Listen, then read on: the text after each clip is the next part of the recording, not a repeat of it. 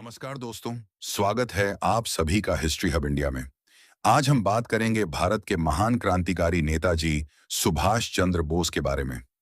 एक ऐसे वीर जिन्होंने अपनी पूरी जिंदगी भारत माता की आजादी के लिए समर्पित कर दी। उनका मशहूर नारा था, तुम मुझे खून दो, मैं तुम्हें आजादी दूंगा। यह सिर्फ एक नारा नहीं था, बल्कि लाखों भारतीयों के दिलों में आजादी की आग जगाने वाली पुकार थी। 23 जनवरी 1897 को ओडिशा के कटक में नेताजी का जन्म हुआ। उनके पिता जनाकीनाथ बोसे एक प्रसिद्ध वकील थे और माता प्रभावती देवी एक धार्मिक और संस्कारी महिला थी। बचपन से ही सुभाष बहुत बुद्धिमान और अनुशासित थे। पढ़ाई में हमेशा आगे रहते थे और देश के प्रति उनके मन में गहरा प्रेम था।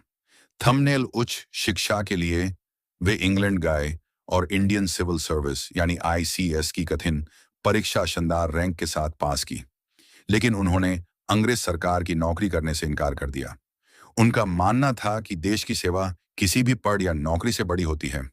भारत लौटने के बाद वे स्वतंत्रता आंदोलन से जुड़ गए, कई बार जेल गए, लेकिन कभी हिम्मत नहीं हारी। उनकी लोकप्रियता बढ़ती गई और वे इंडियन नेशनल कांग्रेस के अध्यक्ष भी बने।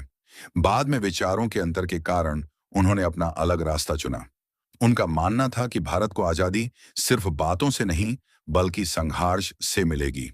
1941 में नेताजी अंग्रेजों की नजर से बचकर भारत से निकल गए। वे अफगानिस्तान के रास्ते जर्मनी पहुंचे और बाद में जापान गए। वहां उन्होंने आजाद हिंद फौज का नेतृत्व संभाला। आजाद हिंद फौज का उद्देश्य था भारत को अंग्रेजों से आजाद कराना। नेताजी ने हजारों भारतीय सैनिकों को एकजुट किया और उनमें देशभक्ति की नई जान डाल दी। उन्होंने रानी झांसी रेजिमेंट नाम की महिला सेना भी बनाई, जिसमें महिलाओं ने भी देश की आजादी के लिए हथियार उठाए। नेताजी के कुछ प्रसिद्ध नारे आज भी हर भारतीय को प्रेरित करते हैं। तुम मुझे खून दो, मैं तुम्हें आजादी दूंगा। दिल्ली चलो। जय हिंद।